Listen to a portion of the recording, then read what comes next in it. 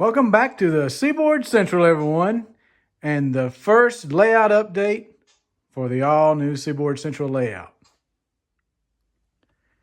So here's the Seaboard Central workshop, and this is really coming in handy when building this layout. As you can see, I have all the tools I need, everything that's necessary. And this part of the workshop is where I have all my rolling stock and locomotives located, along with a lot of supplies. Right next to it is my workbench, where I work on projects including building kits and upgrading and detailing rolling stock and locomotives. And next to it is my paint booth, which I can vent to the outside with that window right behind it. Underneath the ADM module, I have a workstation, and this is where I can do things like program locomotives and also add my weathering and decals and things of that nature. It's also where I house the NCE DCC system. So here's the track plan of the Seaboard Central layout that's currently under construction. And so far right now, I'm working on this ADM module here. And here's where the workbench is located, and this part is where my workshop is. Next up, I'll be starting on this section in this room, which is what I call the helix room, where a double track helix will be located. And also be handling the Gadsden yard. So keep an eye out for future updates where I show the progress on this part. Later on in the layout build, I'll get to this room where Carrollton is located, followed by this room where Noonan is located.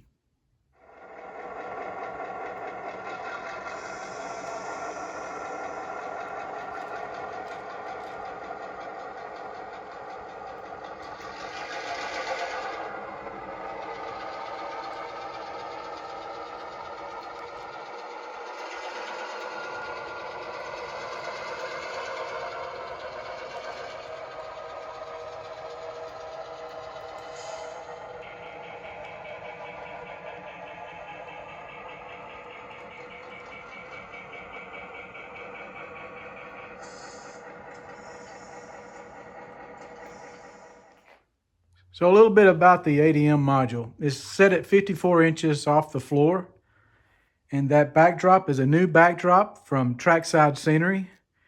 And in this case, I opted for no clouds, and it's the closest thing I could get to having an ethanol facility, something that would have the feed silos in the background. So the structure that I'm currently working on, hopefully I'll have it completed by the next layout update, so stay tuned for that one. Here you see the Seaboard Central work train sitting on the lead coming into the ADM facility. And you can see there's 3 tracks that end up going through that opening in the wall.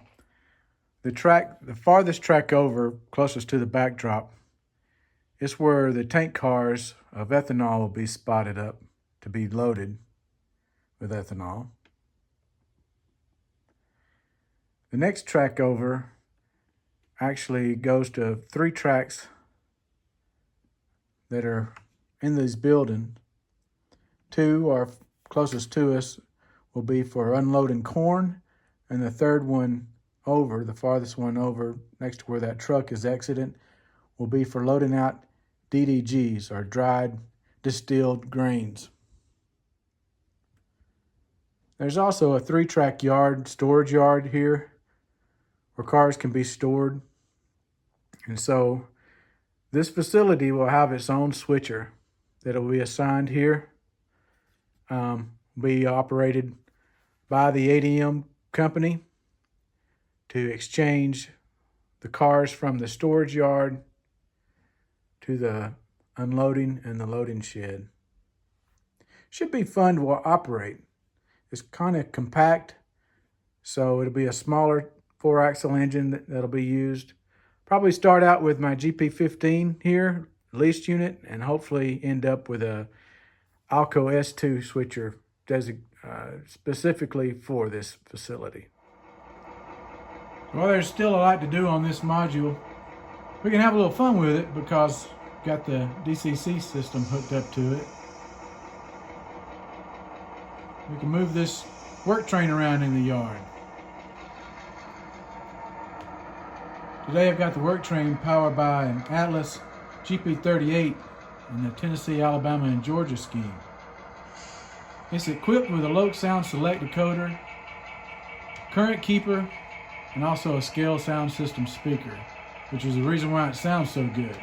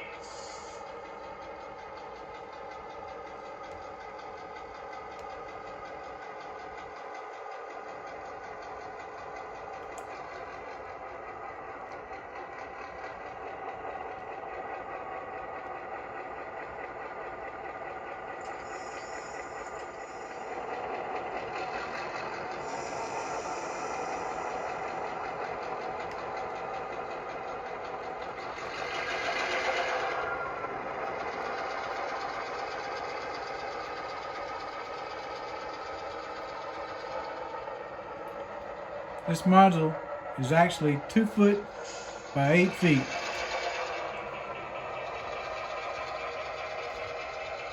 With about a 4 to 6 foot extension through that wall, this will make for a great switching layout in itself.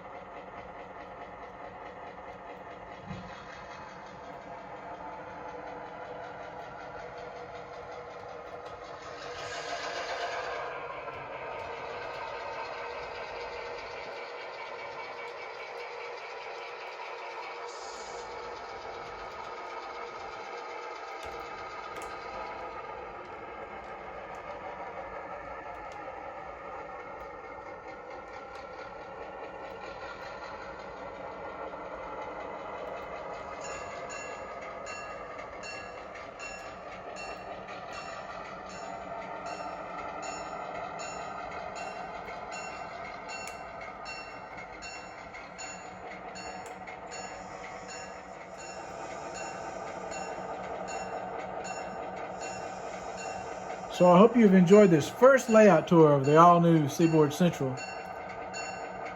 And hopefully I'll get a whole lot done before the next layout update. Until then, thanks for watching, everybody.